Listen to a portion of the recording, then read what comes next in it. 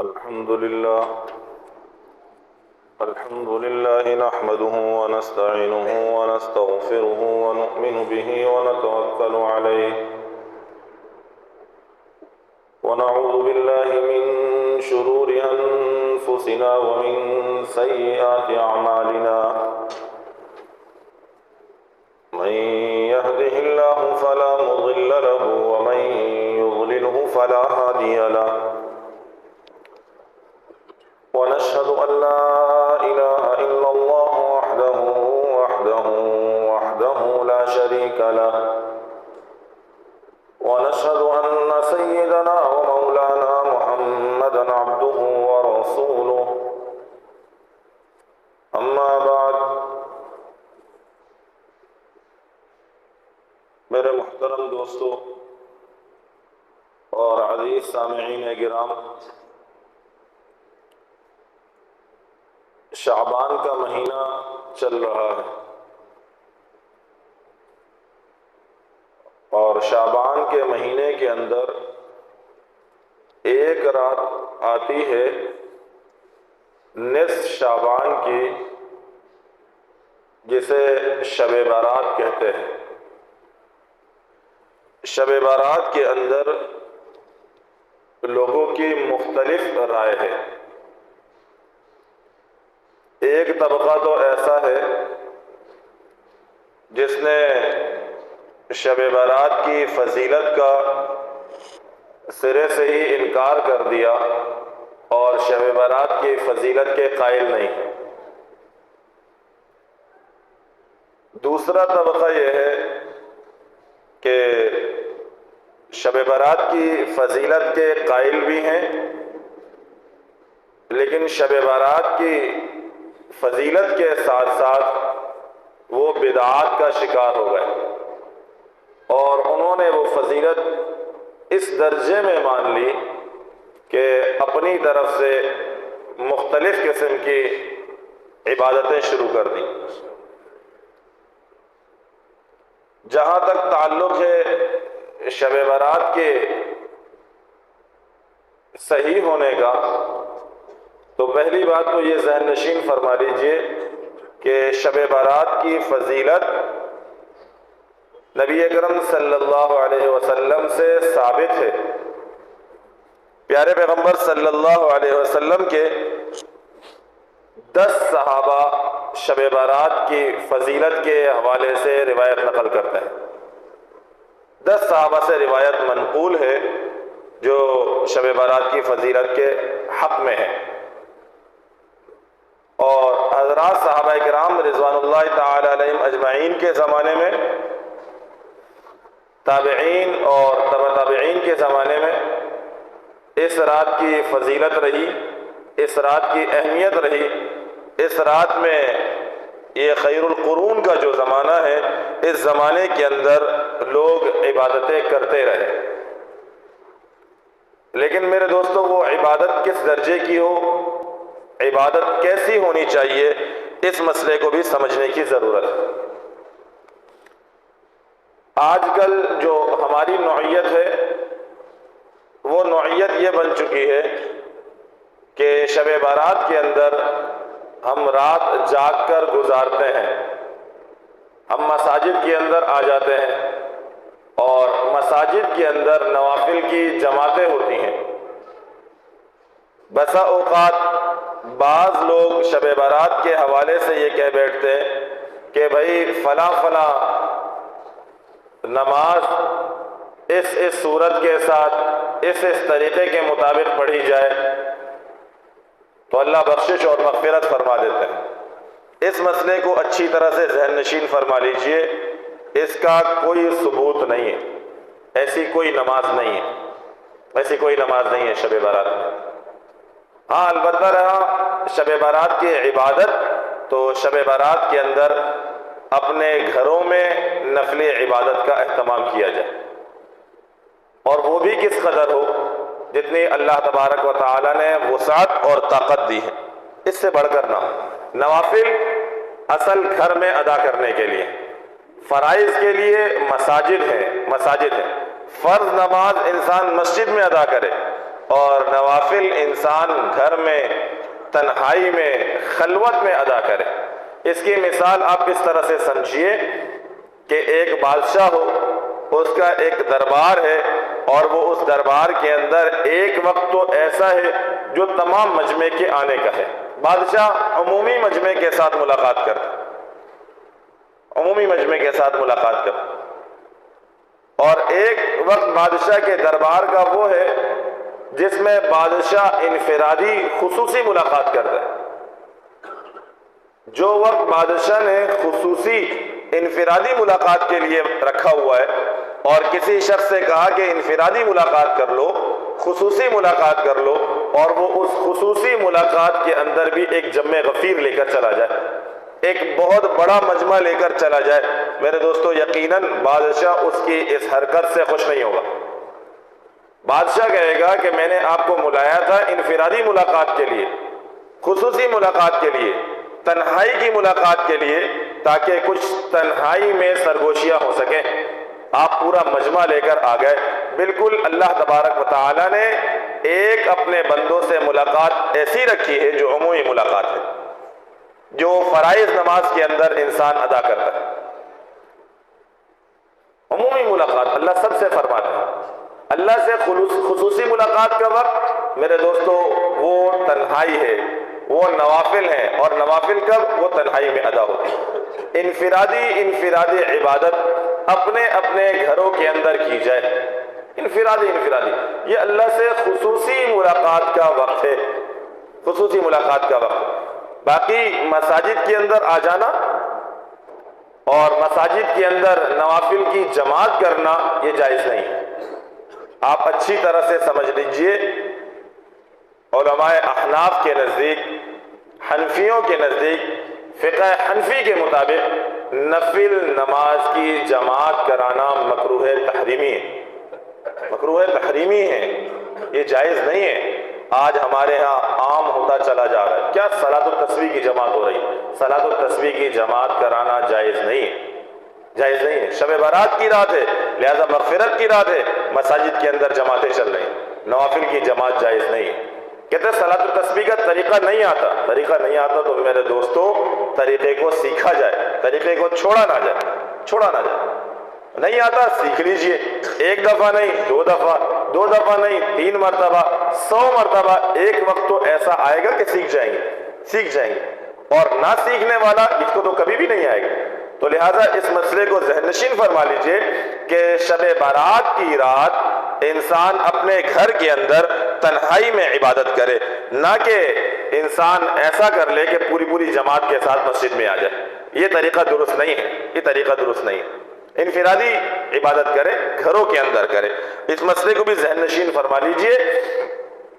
آج امت رسومات کا شکار ہوتی جا رہی ہے، بدعات کا شکار ہوتی جا رہی ہے۔ جو بات میں نے پہلے عرض کی، فضیلت تو ثابت ہے، لیکن فضیلت کے ساتھ ساتھ ہم بدعات کا شکار ہو گئے، اور نتیجہ کیا نکلتا ہے؟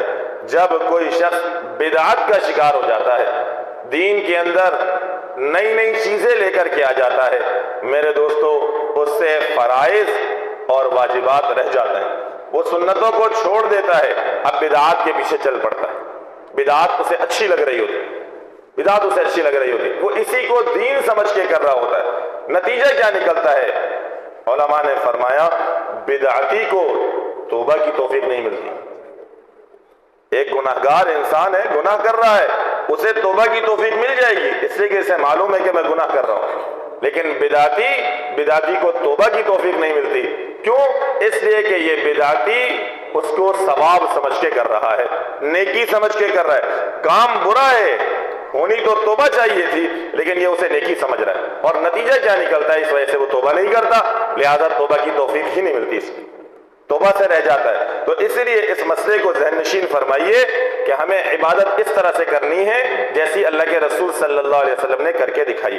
آپ علیہ السلام سے ثابت، پیارے پیغمبر صلی اللہ علیہ وسلم کے صحابہ سے ثابت، صحابہ کے شاگرد تابعین، تبع تابعین سے ثابت ہے، میرے دوستو اس عمل کو کر لیجیے، اور اگر ان سے ثبوت نہیں ملتا تو ایسا کام ہرگز نہ کیجیے، اس کے دین کے اندر گنجائش نہیں ہے۔ اس رات کے اندر بھی ہم مختلف خرافات کا شکار ہو گئے، مختلف خرافات کا۔ اس رات کے اندر ایک فضیلت وہ یہ، نبی اکرم صلی اللہ علیہ وسلم نصف شعبان کی رات جنت البقیع تشریف لے گئے، بالکل اللہ کے رسول صلی اللہ علیہ وسلم گئے۔ آپ علیہ الصلوۃ والسلام اپنی زندگی میں ایک مرتبہ جنت البقیع تشریف لے گئے، قبرستان تشریف لے گئے۔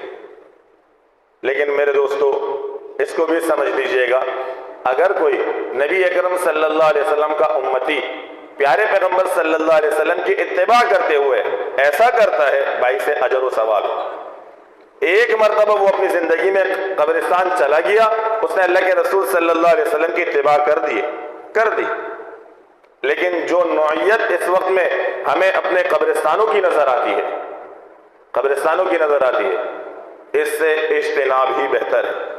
قبرستان انسان کیوں جا رہا ہے؟ اللہ کے رسول صلی اللہ علیہ وسلم کی اتباع کرنے کے لیے۔ قبرستان جا کر اس کو کیا فائدہ حاصل ہوتا ہے؟ جب یہ لوگوں کو دفن دیکھتا ہے، قبریں اس کو نظر آتی ہیں، اس کی اپنی آخرت اسے یاد آ جاتی ہے، اچھے اعمال کی توفیق ملنے کی امید ہوتی ہے۔ لیکن اس رات جو قبرستان کی نوعیت ہوتی ہے، میرے دوستو قبرستان کے اندر طرح طرح کے خرافات ہیں۔ قبرستان میں کیا ہو رہا ہے؟ اس رات میں قبرستان کے اندر چراغا ہو رہا ہے، اس رات میں قبرستان کے اندر قوالیاں ہو رہی ہیں، اس رات میں قبرستان کے اندر نامحرم عورتیں آئی ہوئی ہیں جن کا آنا جائز ہی نہیں ہے۔ اب یہ جا تو رہا ہے، ایسا رش کش لگا ہوا ہے، ایسا کہ قبرستان نہیں بازار لگتا ہے۔ اس مسئلے کو بھی سمجھنے کی ضرورت ہے، امت کو اس سے بچانے کی ضرورت ہے۔ یہ ساری دین کے اندر بدعات ہے۔ قبرستان کے اندر چراغا کرنا، قبرستان کے اندر قوالی کرنا، میرے دوستو قبرستان کے اندر نامحرم عورتوں کا آنا، بے نقاب اور بے حجاب آنا، آپ یہ اندازہ لگائیے یہ فتنہ ہے۔ لہذا کوشش یہ کی جائے کہ اس سے اجتناب کیا جائے۔ ہاں اگر کوئی شخص اللہ کے رسول صلی اللہ علیہ وسلم کی اتباع میں جاتا ہے، اس مسئلے کو ذہن نشین فرمائیے، آپ علیہ الصلوۃ والسلام کی اتباع میں جاتا ہے، ان چیزوں سے بچتا ہے، اللہ تبارک و تعالیٰ سے ثواب کی امید اللہ سے، اس لیے کہ اللہ کے رسول صلی اللہ علیہ وسلم کی اتباع کی ہے۔ دوسرا، اس رات کے اندر امت کچھ بدعات کا شکار ہو گئی۔ وہ بدعات کیا ہے؟ نصف شعبان حلوے کا اہتمام کیا جانے لگا، گھروں کے اندر مختلف قسم کے حلوے بنائے جانے لگے، اور یہ سمجھا جانے لگا کہ شاید یہ حلوے بنانا کوئی باعث ثواب اور اجر کی چیز ہے۔ شریعت میں اس کی کوئی گنجائش نہیں۔ شریعت ایسی چیزوں کی دعوت نہیں دیتی، ایسی چیزوں کی دعوت نہیں ہے۔ یہ بدعات ہیں، یہ رسومات ہیں، یہ ہندوؤں سے ہمارے اندر منتقل ہوتی چلی آئی۔ میرے دوستو آج امت مسلمہ اس کے اندر پڑ گئی۔ کیا دین اسلام حلوہ بنانے کی دعوت دیتا ہے؟ سوچے تو صحیح، تھوڑا سا اپنی عقل کا بھی استعمال کیجئے۔ کیا دین اس چیز کا نام ہے کہ مختلف قسموں کے حلوے بنائے جائیں؟ یہ دین ہمارا ہے، دین ہمیں اس کی دعوت کو نہیں دیتا۔ اور نتیجہ یہی ہے، آپ دیکھ لیجئے یہ جتنے لوگ بدعات میں مبتلا ہوں گے، یہ فرائض اور واجبات کو چھوڑ دینے والے لوگ ہیں۔ ساری رات حلوے بناتے ہیں، فجر کی نماز سے رہ جاتے ہیں، دیگر نمازیں نہیں پڑھتے، سارا سال مسجد کی شکل نہیں دیکھنی ہے، لیکن حلوے کے پیچھے سب سے آگے پتہ نہیں لگ رہا ہے دین کا کون سا رکن اس سے رہ جا رہا ہے۔ شرائط دین اس کو سمجھ بیٹھا ہے، جبکہ اس کی کوئی حقیقت نہیں ہے۔ نہ بنانے والوں پر طرح طرح کی تہمتیں لگائی جا رہی ہیں، طرح طرح کے طعنے دیے جا رہے ہیں۔ یاد رکھ لیجئے اصل وہی لوگ ہیں جو اس سے اجتناب کر رہے ہیں۔ شریعت میں اس کی گنجائش نہیں ہے۔ یہ حلوے بنانا، اس رات کو پٹاخے مارنا، اللہ اکبر اللہ اکبر، آپ اندازہ لگائیے کتنی عظیم رات۔ اس رات کے متعلق پیارے پیغمبر صلی اللہ علیہ وسلم نے ارشاد فرمایا، اس رات اللہ تبارک و تعالی اتنے بندوں کی بخشش اور مغفرت فرما دیتے ہیں جتنے بنو کلب کی بکریوں کے جسموں پر بال ہیں۔ بنو کلب عرب کا بہت بڑا قبیلہ، ان کی بکریاں اتنی تعداد تھی کہ 2 پہاڑوں کے درمیان میں آتی تھی، اتنی بڑی تعداد۔ اور پھر ان بکریوں کے جسموں پر بالوں کا اندازہ لگائیے، ایک بکری کے جسم پر لاکھوں کے حساب سے بال ہوں گے۔ اللہ اس رات اتنے لوگوں کی بخشش اور مغفرت فرماتا ہے، اتنے لوگوں کی۔ رات فضیلت والی ہے، رات اہمیت والی ہے، رات عظمت والی ہے، لیکن میرے دوستو اس فضیلت کو، اس عظمت کو، اس اہمیت کو ہم نے کہیں اور لگا دیا۔ شیطان نے ہمیں اصل چیز سے ہٹا کر خرافات، بدعات اور رسومات کی طرف لگا دیا۔ وہاں سے اللہ تبارک و تعالیٰ کی بخشش اور مغفرت کے فیصلے ہو رہے، اور یہاں سے یہ پٹاخے مار رہا ہے، یہ پھلجھڑیاں جلا رہا ہے، یہ آسمان کی طرف آگ برسا رہا ہے۔ مسلمان ہیں، اللہ کی طرف سے تو مغفرت کے فیصلے ہو رہے۔ یہ رات فضیلت والی رات ہے۔ حضرت عبداللہ ابن عمر رضی اللہ تعالیٰ عنہ فرماتے ہیں 5 راتیں ایسی ہیں کہ اگر ان راتوں کے اندر کوئی شخص اللہ تبارک و تعالیٰ سے دعا کرے، اللہ تبارک و تعالیٰ اس کے دعا کو قبول فرماتے ہیں، اللہ اس کے دعا کو رد نہیں فرماتے۔ وہ کون سی رات ہے؟ ایک ارشاد فرمایا شب قدر کی رات، نمبر 2 شب جمعہ کی رات، نمبر 3 نصف شعبان کی رات، نمبر 4 عید الفطر کی رات، اور نمبر 5 عید الاضحیٰ کی رات، یعنی عیدین کی رات۔ یہ 5 راتیں ایسی ہیں جس میں انسان کی دعائیں رد نہیں جاتی، اللہ تبارک و تعالیٰ اس کی دعاؤں کو قبول فرماتے ہیں۔ حضرت امام شافعی رحمۃ اللہ علیہ بھی فرماتے ہیں کہ 5 راتیں ایسی ہیں جس میں اللہ تبارک و تعالیٰ اپنی بندوں کی دعاؤں کو رد نہیں فرماتے، اللہ ان کی دعاؤں کو قبول فرماتے ہیں۔ ارشاد فرمایا ایک پہلی رجب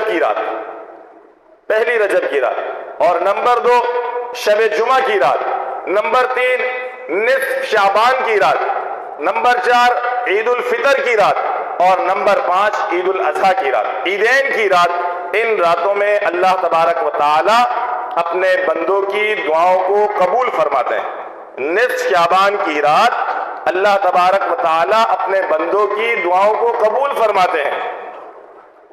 اللہ ارشاد فرماتے ہیں نصف شعبان کی رات، ہے کوئی میرا بندہ جو مجھ سے مغفرت طلب کرے، میں اس کی بخشش اور مغفرت فرما دوں؟ ہے کوئی ایسا سوال کرنے والا جو سوال کرے تو میں اسے عطا کر دوں؟ میرے دوستو آج کتنے مسائل کے شکار ہیں۔ ہم میں سے ہر ایک شخص اللہ تبارک و تعالیٰ کی بخشش اور مغفرت کا محتاج ہے۔ ہونا تو یہ چاہیے تھا کہ اس رات کے اندر تنہائی میں انسان اللہ تبارک و تعالیٰ سے روئے اور گڑ گڑائے، اپنے گناہوں کو سامنے رکھے، اللہ سے بخشش اور مغفرت مانگے، اللہ تبارک و تعالیٰ کی بخشش مانگے تاکہ اللہ بخشش کا فیصلہ فرما دے۔ نتیجہ کیا نکل رہا ہے؟ ہم خرافات کا شکار ہو گئے، پوری رات ہم روڈوں کے اوپر نظر آئے، ہم قبرستان میں نظر آئے، مساجد کے اندر بھی آئے تو گپ شپ کے اندر ٹائم پاس ہو جائے۔ ہونا تو یہ چاہیے تھا اللہ کی بخشش اور مغفرت مانگی جائے، لیکن اس رات کو بھی ہم بدعات کے اندر برباد کر کے رکھ دیتے ہیں، بدعات کے اندر برباد کر کے رکھ دیتے ہیں۔ ہماری ضرورت ہے مغفرت اور بخشش، ہماری ضرورت ہے، اللہ ہماری بخشش اور مغفرت فرما دے۔ کتنے مسائل ہیں، آپ کسی بھی شخص کو مل لیں، اس کے سامنے مسائل کا ایک پورا پہاڑ ہے۔ کوئی روزی کے سلسلے میں پریشان ہے، کوئی رشتوں کے سلسلے میں پریشان ہے، کوئی کسی اور مسئلے پر پریشان ہے۔ اللہ کہہ رہے ہیں ہے کوئی سوال کرنے والا، میں عطا کروں۔ اللہ کے سامنے اپنی رودات کو رکھے نا، جو پریشانیاں ہیں، جو مصیبتیں ہیں، جو تکلیفیں ہیں، جو بیماریاں ہیں، جس قسم کے مسئلے کا شکار ہیں، آج کی رات اللہ کے سامنے رکھ کر دیکھیں، اللہ کے سامنے رکھ کر دیکھیں، اللہ ان مسئلوں کو حل فرما دیں گے۔ بہت افسوس سے کہنا پڑتا، بہت افسوس سے ہم مسائل کا شکار ہیں۔ ہم چاہتے ہیں ہمارا مسئلہ حل ہو جائے، لیکن میرے دوستو جہاں سے مسئلہ حل ہوگا وہاں ہم جاتے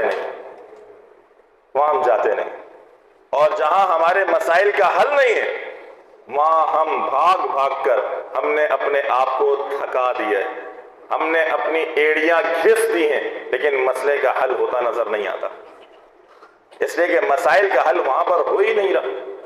آج پریشان ہے، نہیں معلوم ہے گھر میں کسی نے کچھ جادو کر دی، کسی نے گھر کے اندر فلاں معاملہ کر دیا، عاملوں کے چکر لگا لگا کر ہم تنگ ہیں، میرے اللہ کہتے ہیں ذرا رات میں آؤ تو صحیح نا، دیکھو اللہ کیسے تمہارے لیے مسائل کو حل فرما دیں گے، اس اللہ سے تو مانگ کر دیکھو۔ اللہ کے واسطے جتنی منت سماجت جا کر کسی عامل کے سامنے کرتے ہیں، ایسا رونا گڑگڑانا اگر اللہ کے سامنے ہو، اللہ کی قسم غیب سے مدد آئے گی، غیب سے مدد آئے گی۔ لیکن افسوس ہمارے ایمان اس قدر کمزور ہو چکے ہیں، اس قدر کمزور ہو گئے کہ آج ہمارا اللہ سے وہ تعلق بچا ہی نہیں، ہمیں اپنے رب سے لینا ہی نہیں آ رہا، ہمیں اپنے اللہ سے مانگنا ہی نہیں آ رہا۔ اللہ فیصلہ فرما رہے ہیں بخشش مانگو، اللہ سے مغفرت مانگو، اپنے مسائل کا حل مانگو، اللہ بخشش فرما دیں گے، اللہ مغفرت فرما دیں گے، اللہ تمہارے مسائل کو حل فرما دیں گے۔ لیکن میرے دوستو ہم اس کے لیے تیار نہیں ہیں، اور اسی لیے ہمارے مسئلے حل نہیں ہو رہے۔ آخری بات کر کے اپنی بات کو ختم کروں، ان سب کے ساتھ ساتھ فضیلت والی رات، اس فضیلت والی رات کے اندر بھی جو روایت میں نے آپ کو سنائی، اللہ کتنے لوگوں کی بخشش اور مغفرت فرماتے؟ جتنی بنو کلب کی بکریوں کے اوپر بال ہیں، اللہ اتنے لوگوں کی بخشش اور مغفرت فرماتے ہیں۔ لیکن میرے دوستو چند لوگ ایسے ہیں جو اس رات میں اللہ تبارک و تعالیٰ کی اس بخشش سے، اللہ تبارک و تعالیٰ کی اس رحمت سے، اللہ تبارک و تعالیٰ کی اس مغفرت سے محروم رہتے ہیں۔ اللہ ان کی بخشش نہیں فرماتے، اللہ ان کی مغفرت نہیں فرماتے۔ کیا فرمایا؟ اتنے لوگوں کی بخشش کے باوجود بھی چند لوگ اللہ کی رحمت سے محروم لوگ ہیں جن کی اللہ بخشش اور مغفرت نہیں فرماتے۔ وہ کون لوگ ہیں؟ پیارے پیغمبر صلی اللہ علیہ وسلم نے ارشاد فرمایا، نمبر 1 اللہ تبارک و تعالیٰ کے ساتھ شریک ٹھہرانے والا مشرک، اللہ مشرک کی بخشش اور مغفرت نہیں فرماتے۔ سب کی بخشش اور مغفرت ہوتی، لیکن اس رات مشرک اللہ تبارک و تعالیٰ کی رحمت سے محروم رہتا ہے، اللہ اس کی بخشش اور مغفرت نہیں فرماتے۔ نمبر 2 پیارے پیغمبر صلی اللہ علیہ وسلم نے ارشاد فرمایا، کینہ رکھنے والا جس کے دل کے اندر کسی مسلمان بھائی کا کینہ ہے، بغض ہے، کینہ ہے، مسلمان بھائی کا کینہ ہے، آپ علیہ السلام نے ارشاد فرمایا اس رات اللہ ایسے شخص کی بھی بخشش اور مغفرت نہیں فرماتے۔ نمبر 3 پیارے پیغمبر صلی اللہ علیہ وسلم نے ارشاد فرمایا اس رات اللہ تبارک و تعالی ایسے شخص کی بھی بخشش نہیں فرماتے جو ناحق قتل کرنے والا ہے، حق پر قتل نہیں کر رہا، کسی کو ناحق قتل کرنے والا ہے، قاتل کی اللہ بخشش اور مغفرت نہیں فرماتے۔ نمبر 4 پیارے پیغمبر صلی اللہ علیہ وسلم نے ارشاد فرمایا اس رات اللہ تبارک و تعالی زانی کی بخشش اور مغفرت نہیں فرماتے۔ زنا کرنے والا ہے، اللہ نے حلال اور جائز راستہ دیا ہے، ناجائز راستے سے آتا ہے، اللہ ایسے شخص کی بخشش اور مغفرت نہیں فرماتے۔ نمبر 5 پیارے پیغمبر صلی اللہ علیہ وسلم نے ارشاد فرمایا اس رات اللہ تبارک و تعالی قطع رحمی کرنے والوں کی بخشش اور مغفرت نہیں فرماتے۔ رشتہ داروں کے ساتھ اس کے تعلقات ٹھیک نہیں ہیں، قطع رحمی کیے بیٹھا ہوا ہے، لوگوں کے ساتھ صلح رحمی نہیں کرتا ہے، قطع رحمی کرتا ہے، ارشاد فرمایا اللہ اس کی بخشش اور مغفرت نہیں فرماتے۔ نمبر 6 پیارے پیغمبر صلی اللہ علیہ وسلم نے ارشاد فرمایا اس رات اللہ تبارک و تعالی اس شخص کی بھی بخشش اور مغفرت نہیں فرماتے جس کی ازار تہبند، جس کی شلوار ٹخنوں سے نیچے ہو، ٹخنے چھپے ہوئے ہوں گے، اللہ تبارک و تعالی اس کی بخشش اور مغفرت نہیں فرماتے۔ یہ تکبر کی علامت ہے، اللہ متکبر کی بخشش نہیں فرماتے، ٹخنے اس لیے چھپا رہے، تکبر ہے۔ اور نمبر 7 پیارے پیغمبر صلی اللہ علیہ وسلم نے ارشاد فرمایا اس رات اللہ تبارک و تعالی شرابی کی بخشش اور مغفرت نہیں فرماتے۔ شراب کا عادی ہے، شراب پیتا ہے، اللہ شرابی کی بخشش اور مغفرت نہیں فرماتے۔ اور نمبر 8 اس رات پیارے پیغمبر صلی اللہ علیہ وسلم نے ارشاد فرمایا اللہ تبارک و تعالی والدین کے نافرمان کی بخشش اور مغفرت نہیں فرماتے۔ یہ 8 قسم کے لوگ ہیں، 8 قسم کے لوگ ہیں۔ اللہ تبارک و تعالی کی بخشش اور مغفرت کے فیصلے کے دن اللہ کی رحمت کے متوجہ ہو جانے والے دن بھی یہ لوگ محروم ہیں، اللہ ان کی بخشش اور مغفرت نہیں فرماتے۔ تو میرے دوستو، ہم میں سے ہر ایک شخص اپنے گریبان میں جا کر دیکھ لے، دوسرے کو لان تان کی ضرورت نہیں ہے، اپنے آپ کو دیکھیے، اپنے آپ کو دیکھیے۔ ان 8 قسم کے لوگوں میں کہیں میرا نام تو شامل نہیں ہے، کہیں یہ برائیاں میرے اندر تو موجود نہیں ہیں؟ اگر نہیں ہے، اللہ تبارک و تعالیٰ کا اس پر شکر ادا کرے، اور اگر ان میں سے کوئی ایک بیماری بھی موجود ہے، کسی ایک گناہ کا بھی ارتکاب ہے، میرے دوستو 15 شعبان سے پہلے توبہ کر لیجئے۔ اللہ میری توبہ آج تک ہو گیا، آئندہ کے بعد نہیں ہو۔ والدین ناراض ہیں، انہیں راضی کر لیجئے جا کر کے، اللہ میری توبہ ہے، میری توبہ ہے۔ کسی مسلمان کا کینہ ہے، اسے نکال دیجئے، نکال دیجئے۔ کسی اور گناہ میں مبتلا ہے، اللہ سے چپکے توبہ 15 شعبان کے آنے سے پہلے، تاکہ ایسا نہ ہو اس عظیم رات والے دن بھی ہم اللہ کی رحمت سے محروم ہو جائیں۔ تو میرے دوستو، رات فضیلت والی ہے، رات فضیلت والی ہے، لیکن اس فضیلت والی رات کے اندر بھی یہ 8 قسم کے لوگ اللہ کی بخشش اور مغفرت سے محروم رہتے ہیں۔ اللہ تبارک و تعالی ہم سب کو سمجھنے عمل کرنے کی توفیق عطا فرمائے۔ اللہ صحیح معنوں میں ہمیں 15 شعبان کو ایسے گزارنے کی توفیق عطا فرمائے جیسے پیارے پیغمبر صلی اللہ علیہ وسلم نے امت مسلمہ کی تربیت فرمائی، جیسے پیارے پیغمبر صلی اللہ علیہ وسلم نے امت مسلمہ کی تعلیم فرمائی۔ اللہ ہم سب کو عمل کرنے کی توفیق عطا فرمائے۔